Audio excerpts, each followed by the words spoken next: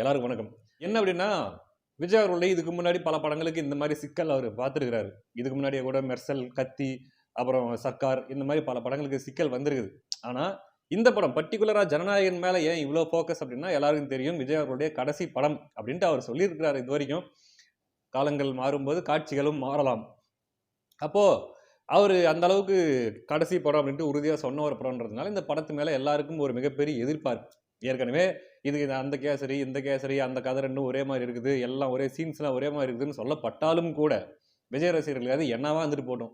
நான் போய் தியேட்டர்ல எங்க தலைவர நான் பார்க்குறேன் அப்படின்ற மாரியான மனநிலையில இருக்கிறாங்க. பட் யாரோ ஒருத்தரோட இன்ஃப்ளூயன்ஸ் இதில இருக்கிற மாரி தான் தெரியுது. இதுக்கு அடுத்தடுத்து நடக்கப் போகிற விஷயங்கள வச்சு நம்ம ஓரளவுக்கு கண்டுபிடிச்சிடலாம். யார்ரா வேலை பார்த்துருக்கிறாங்க அப்படின்ட்டு. இப்படி இருக்கக்கூடிய இந்த சூழ்நிலையில ஜனநாயகன் படம் எப்படியும் வந்துரும். கொஞ்சம் தள்ளி போனாலும் வந்துரும். என்ன ஒரே ஒரு ப்ளஸ் இதில அப்படின்னா, ஜனநாயகன் படம் இன்னும் தள்ளி போக போக ஜனநாயகன் படத்து மேல இருக்கிற ஹைப் அதிகமாயிட்டு தான் போகும். இப்ப இருக்கிற ஹைப்போட 10 மடங்கு அதிகமா தான் பீக்ல தான் போகுமே தவிர, ஹைப் குறையாது. என்ன ஒண்ணே ஒண்ணு, இப்ப வந்திருந்தா இந்த லீவ் நாட்கள்ல படம் நல்லா ஓடிருக்கும். கலெக்ஷன் பண்ணியிருக்கும். அது ஒண்ணு தான் ஒரு குறை. இருந்தாலும் விஜய் ரசிகர்கள் அத காம்பன்சேட் பண்ணிருவாங்கன்னு வச்சுக்கங்களேன். அதெல்லாம் விடமாட்டாங்க. எப்படியும் படத்த ஓட வச்சுருவாங்க. இது ஒரு பக்கம் இருக்கட்டும். நான் இப்ப பேச வந்தது ஜனநாயகன் பத்தி இல்ல.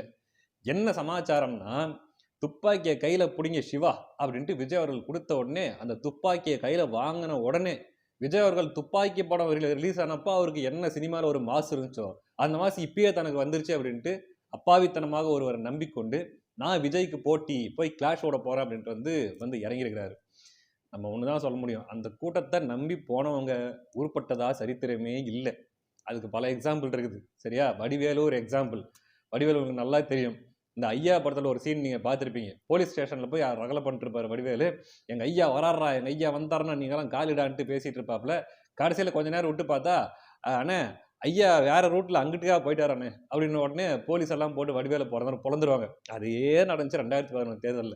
என்னன்னா, எப்படியும் கருணாநிதி ஆட்சிக்கு வந்துருவாருன்ட்டு நம்பி எக்கச்சக்கமா வாய் ஊதாரு. விஜயகாந்த் அவர்களெல்லாம் இவ்வளவுதான் கேவலப்படுத்தணும்ட்டு இல்ல. அந்த அளவுக்கு தரமட்டத்துக்கு கேவலப்படுத்தி பேசினாப்ல. 2018க்கு அப்புறம் ஐயா அப்படியே வேற ரூட்ல போயிட்டாப்ல. வடிவேலு மாட்டிக்கிட்டாப்ல. அப்ப விழுந்த வடிவேலு இப்ப வரைக்கும் கம்பேக் கொடுக்க முடியாம போராடிட்டு இருக்காப்ல. அது ஒரு எக்ஸாம்பிள். அதுக்கப்புறம் சூர்யா. சூர்யா பார்த்தீங்கன்னா, போன ஆட்சியில இருக்கும்போது டிஎம்கேக்கு பயங்கர ஜால்ரா அடிச்சுக்கிட்டு, ஆளுங்கட்சிய பயங்கரமா விமர்சிச்சு போராளியா காட்டிட்டு இருந்தாரு. இந்த ஆட்சி வந்ததுக்கு அப்புறம் டிஎம்கே ஆட்சிக்கு வந்ததுக்கு அப்புறம் அந்த போராளி எந்த குழியில போய் படுத்துக்கிட்டாருன்னு தெரியல. சரி ரைட் இருக்கட்டும். அப்படி இருக்கும்போது ஜெய் பீம்னு ஒரு படம் நடிக்கிறாரு. அந்த ஜெய் பீம் படத்துல ஒரு காட்சி உங்களுக்கு நீங்க எல்லாம் கேள்விப்பட்டிருப்பீங்க. அந்த வன்னியர்களுடைய அடையாளத்த போட்டு ஒரு ஒரு கொடூர வில்லனா வன்னியர்களை சித்தரிக்கிற மாரி ஒரு காட்சி வந்திருக்கும். ஆனா அது உண்மை சம்பவம் கிடையாது. ஆனா வலிஞ்சு அந்த சீன் வச்சாங்க. அதுக்கு மன்னிப்பு கேட்க சொல்லி அன்புமணி ராமதாஸ் அவர்கள் உள்ளிட்ட வன்னியர் அமைப்புகள் எல்லாருமே கேட்டாங்க. ஆனா டீசென்ட்டா ஒரு மன்னிப்பு கேட்டு விட்டிருந்தாருன்னா ஒண்ணும் பிரச்சனை இல்ல.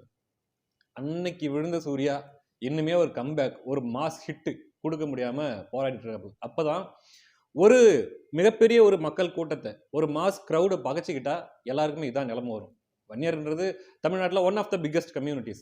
அவங்க எல்லாரும் சேர்ந்து படத்த புறக்கணிக்கிறோம் அப்படின்ட்டு நின்னாங்க அப்படின்னா கஷ்டம் தான். அதே மாரி தான் இப்ப சிவகார்த்திகேயன் பண்ணிட்டு இருக்கிற வேலையும். விஜய் ஃபேன்ஸ்ன்றது ஒரு மிகப்பெரிய மாஸ் கிரவுட் அது.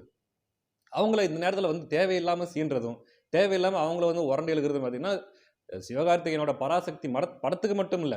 சிவகார்த்திகேயனோட கெரியருக்கே அது ஒரு மிகப்பெரிய பாதிப்பா அமையறதுக்கு கூட வாய்ப்பு இருக்குது. ஏன்னா, அவங்க பாட்டுக்கு சொன்ன டேட்ல ஒரு 4, 5 நாள் தள்ளி அந்த மாரி ரிலீஸ் பண்ணியிருந்தாங்கன்னா பிரச்சனை இல்ல. நான் கிட்ட நெருக்கி தான் வருவேன் அப்படின்ட்டு விஜய் டேட் அடுத்த டேட்லயே வைக்கிறது. அதுக்கப்புறம் ஆடியோ லான்ச் எல்லாம் ஒண்ணா வைக்கிறது, ஒண்ணா ரிலீஸ் பண்றது. அப்புறம் அங்கங்க ஃபங்ஷன் வச்சுக்கிட்டு பராசக்தி ஹீரோடா அப்படின்ட்டு மாஸ் வசனம் பேசுறது. இது எல்லாமே ஒரு விதமான முக சுழிப்பை தான் ஏற்படுத்தும் யாருக்குமே. குறிப்பா விஜய் ரசிகர்களுக்கு. "ஏடா நீ எங்களுக்கு போட்டியா?" அப்படிங்கிற மாரி. சிவகார்த்திகேயன் ஏன் தன்னை இப்படி ஓவர் எஸ்டிமேட் பண்ணிக்கிட்டு இப்படி பண்றாருன்னு தான் தெரிய மாட்டேங்குது. ஒண்ணு நீ டிஎம்கே அந்த குடும்பத்த நம்பி போனதே உனக்கு பெரிய அடி. சரி போனது போயிட்ட. ஒழுங்கா அதோடவே கரெக்ட்டா சொன்ன டேட்ல போயிருந்தா பிரச்சனை இல்ல. நான் கிட்டத்தான் வருவேன். நான் கிளாஷ் மாதிரி தான் விடுவேன். அப்படின்ற மாரி வந்தது தான் இங்க மிகப்பெரிய பிரச்சனையாயிட்டு இருக்குது. என்ன அப்படின்னா, கட்டாயமா விஜய் ரசிகர்கள் இந்த மாரி பண்ணும்போது அவருடைய படங்களை புறக்கணிக்க ஆரம்பிப்பார்கள். அப்போ ஒரு மாஸ் கிரவுட் ஒரு ஒருத்தரோட படத்த புறக்கணிக்கிறாங்க அப்படின்னா, கண்டிப்பா அது கேரியருக்கே அடி விழுந்த மாரி தான் கணக்காகும். என்னன்னா, இவர் நினைச்சிட்டு இருக்காரு, நமக்கு ஃபேன்ஸ் இருக்குது. நமக்கு ஒரு படம் ஓடிடுச்சு. என்ன படம் அது? அமரன்னு ஒரு படம் ஓடிச்சு. அதனால நமக்கு ஒரு மிகப்பெரிய மாஸ் கிரவுட் நமக்கும் இருக்குது அப்படின்ட்டு நம்பிக்கிட்டு இருக்கிறாரு. விஜய் இருக்கிற இடத்துக்கு சிவகார்த்திகேயன் வர்றதுக்கு இன்னும் ஒரு வேலை வர்றதா இருந்தா கூட அவர் ப்ரொக்ரெசிவா கரெக்டா அந்த ரூட்ல போயிட்டே இருக்கிறாரு, எதுவும் சறுக்காம போறாரு அப்படின்னா கூட அந்த இடத்த ரீச் பண்றதுக்கு இன்னும் பல வருஷம் ஆகும். ஏன்னா சினிமால இந்த 2 பேரையும் கம்பேர் பண்றதே முதல்ல அபத்தம், அது பொருத்தமே இல்லாது. சிவகார்த்திகேயனோட படங்கள் கான்டென்ட் தரமா இருக்கணும், தரமா இருந்தா படம் நல்லா வரும், டீசென்ட் கலெக்ஷன் பண்ணும். அமரன் அப்படித்தான் ஓடிச்சு. ஆனா அதுக்கு பின்னாடி வந்த படங்கள்லாம் படுத்துருச்சு. இவ்வளவுதான் சிவகார்த்திகேயன். கான்டென்ட் அங்க வெயிட்டா இருக்கணும், வெயிட்டா இருந்தா ஓடும், மக்கள் வந்து பார்ப்பாங்க. ஆனா விஜய்ன்றது அப்படி கிடையாது.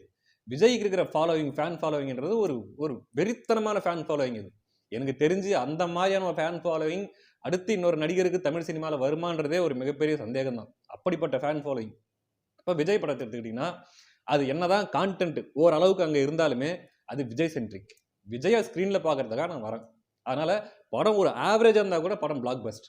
இந்த மாதிரி இருக்குது விஜயோட ஃபேன் ஃபாலோவிங். அப்படி இருக்கும்போது அந்த ஒரு மாஸ் க்ரௌடு கிட்ட போயிட்டு நான் எதிர்த்து நான் போட்டி போடுறேன் அப்படின்னு நிற்கிறது வந்து அது உண்மையாவே அது தானா சூழ்நிலையால தான் அப்படி அமைஞ்சு வந்துச்சா, இல்ல வேணும்னே சிவகார்த்திகேயன் அதை பண்ணியிருந்தாருன்னா சிவகார்த்திகேயன் பண்ண அடிமுட்டாள்தனம்.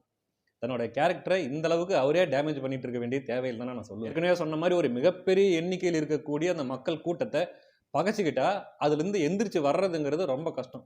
இப்ப எப்படி சூர்யா வந்து வன்னியர் மக்களை பகைச்சிக்கிட்டாரோ அதுல இருந்து அவரால் கொஞ்சம் மீண்டு வர்றதுன்றது இன்னுமே சிக்கலா இருக்குது. வடிவேலு எப்படி விஜயகாந்த் அவர்களுடைய ஆதரவாளர்கள் அவர் மேல அன்பும் பாசமும் கொண்டவர்களை பகைச்சிக்கிட்டாரோ அதுல இருந்து வெளியே வர முடியல. அப்படித்தான் விஜய் ஃபேன்ஸ் என்ற க்ரௌடை வந்து சிவகார்த்திகேயன் பகைத்துக் கொள்கிறாரோ அப்படிங்கிற ஒரு டேஞ்சர் ஒன்று இருக்குது. அதனால பார்க்கலாம் என்ன நடக்க போகுதுன்னு தெரியல. எந்த படம் எப்போ வரப்போகுதுன்னு ஒரு பக்கம் தெரியல. இப்போ பாருங்க, இப்படி இருக்கக்கூடிய இந்த சூழ்நிலையில ஜனநாயகனுக்கு எப்போ இந்த ரிலீஸ் டேட் தள்ளி போகுது, இந்த தணிக்கை குழு சான்றிதழ் கொடுக்கறதுக்கு இந்த அளவுக்கு லேட் பண்ணிட்டு இருக்கிறாங்க அப்படிங்கிற விஷயம் வந்துச்சோ பல முனைகள்ல இருந்து அவருக்கு ஆதரவு குரல்கள் வந்துட்டே இருக்கு. நடிகர்கள் எடுத்துக்கிட்டீங்கன்னா சிம்பு, ஹரிஷ் கல்யாண், இந்த மாதிரி நிறைய பேர் அவருக்கு வந்து ஆதரவா குரல் கொடுக்குறாங்க. அது மட்டும் இல்லை, இதில் முக்கியமாக கவனிக்க வேண்டிய விஷயம் என்னன்னா காங்கிரஸ் தலைவர்கள், காங்கிரஸில் இருக்கக்கூடிய முக்கியமான நிர்வாகிகள் எல்லாருமே, மாணிக்கம் தாக்கூர், அப்புறம் ஜோதிமணி, அப்புறம் இன்னும் பிரவீன் சக்கரவர்த்தி, எல்லாருமே பார்த்தீங்கன்னா விஜய் அவர்களுக்கு முழு ஆதரவு. கே.எஸ். அழகிரி எல்லாருமே இப்படி வந்து கொடுத்துட்டு இருக்கிறாங்க. ஆனால் அவங்க ஒரு பக்கம் கிளைம் பண்ணிட்டு இருக்கிறாங்க, பராசக்தி நாங்களும் தான் எங்கள் பிரச்சனையில் மாட்டிட்டு இருக்கிறோம், எங்களுக்கு தான் சர்டிஃபிகேட் வரதுக்கு லேட் ஆகுதுன்ட்டு. கூட்டணி கட்சியிலேயே இருக்கிற திமுக கூட கூட்டணியிலேயே இருக்கிற காங்கிரஸ் பராசக்திக்கு எந்த ஆதரவும் கொடுக்கல. ஏன்னா இதில் இன்னொரு முக்கியமான விஷயமும் இருக்குது. பராசக்திக்கு அவங்களால ஆதரவு கொடுக்க முடியாது. ஏன்னா அது ஒரு இந்தி எதிர்ப்பு போராட்டம். அந்த இந்தியை திணிச்சவங்க யார் அப்படின்னா அப்போ காங்கிரஸ் தான் இந்தியை திணிச்சது. இப்ப பிஜேபி பண்றதெல்லாம் எந்த மூளைக்கு? அன்னைக்கு காங்கிரஸ் ஆடின பேயாட்டம்லாம் கொஞ்சப்பட்ட பேயாட்டம் கிடையாது. அப்படிப்பட்ட பேயாட்டம் பிஜேபிலாம் கிட்ட கூட போக முடியாது. 500க்கும் மேற்பட்ட போராளிகளை, மொழிப்போருக்காக போராடின போராளிகள் எல்லாம் துப்பாக்கிகளை சகட்டமேனிக்கு சுட்டு கொன்னு அவ்வளவு ஒரு அராஜகத்தை கட்டவிழ்த்து விட்டாங்க. அது ஒரு சமாச்சாரம்.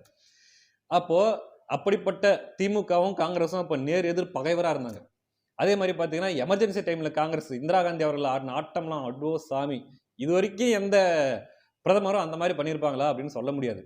Maintenance of internal security act, அதான் மிசா அப்படின்னு சொல்லுவாங்க இல்லையா, அதுல போட்டு எதிர்கட்சிகள், பத்திரிகையாளர்கள் அத்தனை பேர் யார் யாரெல்லாம் அவங்களை விமர்சிக்கிறாங்களோ, இந்திரா காந்தி விமர்சிக்கிறாங்களோ உள்ள போட்டு அவ்வளோ ஒரு சித்திரவதை பண்ணாங்க மிசாவில்.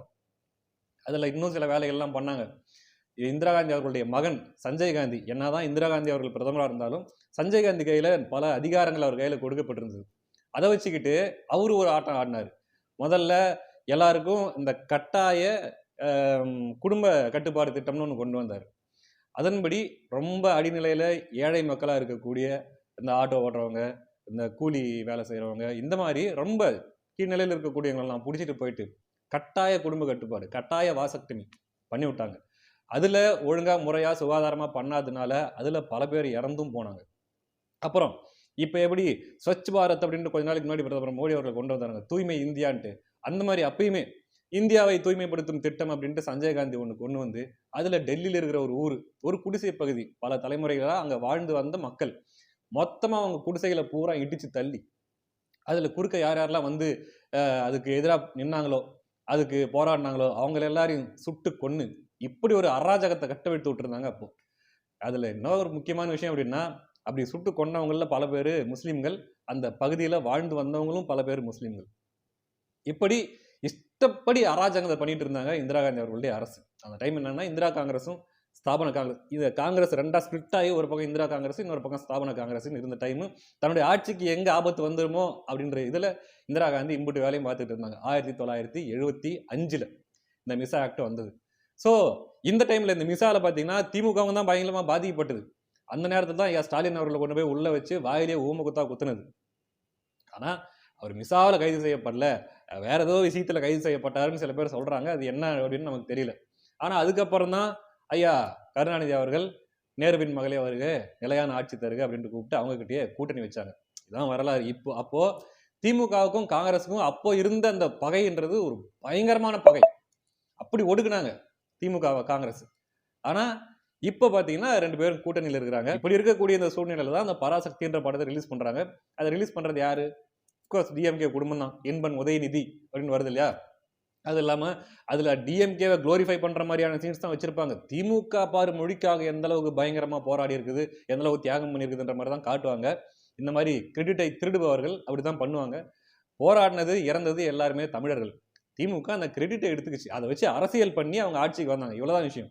ஆனா இதுல காட்ட போறது என்ன? டிஎம்கேவை குளோரிஃபை பண்ணி காட்ட போறாங்க எலெக்ஷன் நேரத்துல. ஆனா அதுல திமுகவை ஹீரோவா காட்டணும்னா யார வில்லனா காட்டணும்? யார வில்லனா காட்ட போறாங்க? மொழி போர்னா ஆக்சுவலா காங்கிரஸ் தான். மொழி இந்தி திணிப்புனா காங்கிரஸ் பண்ணதான் அந்த காலத்துல. அதனால காங்கிரஸ் அப்படியே கப் சிப்புன்னு இருக்கிறாங்க. இப்போ ஒருவேளை திமுக கிட்ட வந்து ஒரு புகைச்சல் வந்துட்டு இருக்கிறதுக்கு ஒரு பக்கம் காரணம், விஜய் பக்கம் வந்து நெருங்கிட்டே இருக்கிறதுக்கான ஒரு காரணம் ஒருவேளை இதுவா கூட இருக்கலாமோ அப்படிங்கிற ஒரு ஆங்கிளும் வருது. இப்போ நீ எங்களை வில்லனா காட்ட போற தேர்தல் நேரத்துல, எங்க கட்சி பண்ணதெல்லாம் காட்டி நீ எங்களை கெட்டவனாக்கி நீ நல்லவனாக போற, உன் கூட நான் கூட்டணியில் ஓட்டிட்டு இருக்கணுமா அப்படின்றது ஒரு ஆங்கிள் இருக்குது. அதனால இப்படியாக புகைச்சல் ஏற்பட்டு கொண்டிருக்குது. இது வந்து யாருக்கு சாதகமா போகுது அப்படின்னா விஜய் அவர்களுக்கு தான் சாதகமா போகுது. இப்போ காங்கிரஸ் உடைய நிர்வாகிகள்லாம் 17ஆம் தேதி போயிட்டு ராகுல் காந்தி அவர்களை சந்தித்து கூட்டணி குறித்து ஆலோசனை நடத்த இருக்கிறாங்களாம். என்ன ஆலோசனை பண்ண போறாங்க அப்படிங்கிறது நமக்கு தெரியல. கட்டாயமா விஜய் கிட்ட போலாம் அப்படிங்கிறதோட ஃபேக்டர் வந்து அந்த இடத்துல இருக்கும். அது பரிசீலிக்கப்படும். என்ன முடிவெடுக்கிறாங்க அப்படிங்கிறது நமக்கு பின்னாடி தான் தெரியும். ஆனாலுமே டிஎம்கேக்கு இது ஒரு மிகப்பெரிய தலைவலி. டிஎம்கே வயிற்றுல புளி கரைக்கிற விஷயம் தான். ஏன்னா ஒன்ஸ் காங்கிரஸ் டிஎம்கே அலையன்ஸுக்கு போய் சேர்ந்துட்டாங்க அப்படின்னா, சாரி டிவிகே அலையன்ஸுக்கு போய் சேர்ந்துட்டாங்க அப்படின்னா டிஎம்கே இந்த தடவை வாஷ் அவுட், 3வது இடத்துக்கு போறதோட வாய்ப்பு இருக்குது. அப்படிப்பட்ட ஒரு படுதோல்வியை திமுக சந்திக்கும். பார்க்கலாம் என்ன பண்றாங்கன்றது பொறுத்திருந்து பார்க்கலாம். ஆனா சிவகார்த்திகேயன் பண்ணது ஒரு மிகப்பெரிய முட்டாள்தனம். மறுபடியும் சொன்ன மாதிரி இதை பண்ணிடக்கூடாது. நீ உண்மையிலேயே ஒரு ஜென்யூனா, ஏன்னா உன் கையில வந்து துப்பாக்கியை கொடுத்து துப்பாக்கியை பிடிங்க, உனக்கு கொடுத்த ஹைப்பு விஜய் வேற யாருக்குமே கொடுத்ததே கிடையாது. அவர் படங்கள்ல அதே மாதிரி இந்த மேடைகள்ல, இந்த விருது கொடுக்குற மேடைகள்ல எல்லாம் உன்னை என்னன்னா போற்றி புகழ்ந்தாரு. நீதான் சினிமாவுக்கு போயிட்டிய, ஹீரோ ஆயிட்டிய, இங்க என்ன பண்ணிட்டு இருக்கிற அப்படிங்கிறது அது ஒரு எலவேஷன். அதே போல பிடிச்சிட்டாரு, கிட்ஸ் எல்லாம் பிடிச்சிட்டாரு அவரு அப்படின்னு சொன்னதெல்லாம் ஆக்சுவலா அந்த நேரத்துல கிட்ஸ் ஃபேன்ஸை வச்சிருந்தது விஜய் தான். விஜய் தான் ஒட்டுமொத்த கிட்ஸுக்கும் அவர் ஒரு ஹீரோவா இருந்தார் அந்த டைம்ல. அப்படி இருக்கக்கூடிய சமயத்திலேயே கூட கிட்ஸை பிடிச்சிட்டாரு அப்படின்னு சொல்றதுக்கெல்லாம் ஒரு மிகப்பெரிய மனசு வேணும். அதையே சிவகார்த்திகேயன் ஒரு மேடையில சொல்லியும் காட்டிடுறாரு. இப்படிலாம் விஜய் சொல்லியிருக்க வேண்டிய தேவையில்லை, ஆனா சொன்னாரு அப்படின்ட்டு நன்றியும் சொல்லியிருக்காரு. ஆனா அந்த நன்றி இப்ப எங்க போச்சுது? கொஞ்சமாவது இருக்கணும்ல. கடைசி படம்னு சொல்லியிருக்கிறாங்க. ஒன் லாஸ்ட் டைம் அப்படின்னு தான் சொல்லியே விஜய் அவர்கள் இந்த படத்தை எடுத்துட்டு வராரு. அதுக்கப்புறம் அவர் நடிக்கிறாரா நடிக்கலையா அது 2ஆம் பட்சம். ஆனா இப்போதைக்கு சொல்லி இருக்கிறது என்ன? கடைசி படம் அப்படின்ட்டு. இந்த நேரத்துல நான் ஆட்டை கலைக்கிறதுக்கு நானும் வருவேன், என்ன இது கூட சேர்த்துக்கிட்டு விஜய்க்கு ஈக்குவலான ஆளா என்ன நான் காட்டிக்குவேன் அப்படிங்கிறதெல்லாம் ஒரு சரியில்லாத ஒரு மனநிலை. அது மட்டும் இல்லாம அது பேக் ஃபயர் ஆகக்கூடியதும் ஒண்ணுதான். அதனால பார்க்கலாம். ஏன்னா எனக்கு தெரிஞ்சு இப்பயும் பாருங்க விஜய் ரசிகர்கள் தெரியுங்க பராசக்தி இது புக்கிங்ஸ்லாம் ஓப்பன் பண்ணிட்டாங்க. ஆனா பெருசா டிக்கெட்ஸ் எல்லாம் சேல் ஆகல, புக் ஆகல.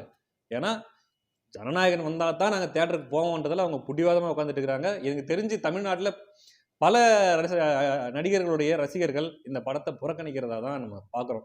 ஏன்னா ஒருவேளை விஜய் ஹேட்டர்ஸ் எல்லாருமே, விஜய் ஹேட்டர்ஸ்ன்னு சொல்லப்படுறவங்க யாரு? சில அஜித் ஃபேன்ஸ் இருக்கிறாங்க, சில ரஜினி ஃபேன்ஸ் இருக்கிறாங்க, சிலர் பேர் சில சூர்யா ஃபேன்ஸ் இருக்கிறாங்க. இவங்க எல்லாருமே போயிட்டு விஜயை தோக்கடிக்கிறதுக்கு நான் பராசக்திக்கு ஆதரவு கொடுக்குறேன் அப்படின்னு நினைச்சிருந்தாங்க அப்படின்னா இந்நேரத்தில் டிக்கெட் புக்கிங்ஸ்லாம் ஃபுல்லாக இருக்கணுமே பராசக்திக்கு. ஆனால் அப்படிலாம் ஒன்றும் ஆகலை. எல்லாம் காற்று வாங்கிட்டு இருக்குதுன்னும் போது ஏன் அவ்வளோதான் முடிஞ்சு கதை. பார்க்கலாம். ஒருவேளை சுதா கொங்காரா ஸ்க்ரீன் பிளே நல்லா டைட்டாக ரொம்ப ஒரு மாதிரி இன்ட்ரெஸ்டிங்காக கொடுத்துட்டாங்க அப்படின்னா படம் தப்பிப்பதற்கான வாய்ப்பு இருக்குது. ஆனாலும் என்னை பொறுத்த வரைக்கும் தமிழர்கள் புறக்கணிக்க வேண்டிய படம் தான் பராசக்தி. ஏன்னா அத்தனை அதில் வேலை செஞ்சிருக்கிற அத்தனை ஆர்டிஸ்ட்டுகளும், டைரக்டர்லேருந்து ப்ரொடியூசர்லேருந்து நடிகர்கள்லேருந்து எல்லாருமே தெலுங்கர்கள் ப்ளஸ் அந்த படம் திமுகவுடைய பெருமை பேசுகிற படம். நிச்சயமாக இது தமிழர்களுக்கான படம் கிடையாது. அதனால் தமிழர்கள் அப்புறம் நீங்கள் உங்களுக்கு சிவகார்த்திகேயன் ரசிகர்களாக இருந்தால் நீங்கள் அடுத்த படத்தை கூட நீங்கள் போய் பார்த்துக்கங்க. அடுத்து சிவகார்த்திகேயன் நடிக்கிற படத்தை கூட. சிவகார்த்திகேயனுக்காக இந்த படத்தை புறக்கணிங்கன்னு நான் சொல்லலை. ஆனால் தமிழர்களுடைய வரலாற்றை தவறாக காட்டக்கூடிய படமாக இது இருக்குமோ அப்படின்றதுனால தான் புறக்கணிக்க சொல்கிறேன். வேறு ஒன்றும் இல்லை. எனக்கு தெரிஞ்சு தேடுறது கஷ்டம் அப்படின்னு தான் நினைக்கிறேன். ஆமாம், அடுத்த காணொளியில் சந்திக்கலாம். நன்றி.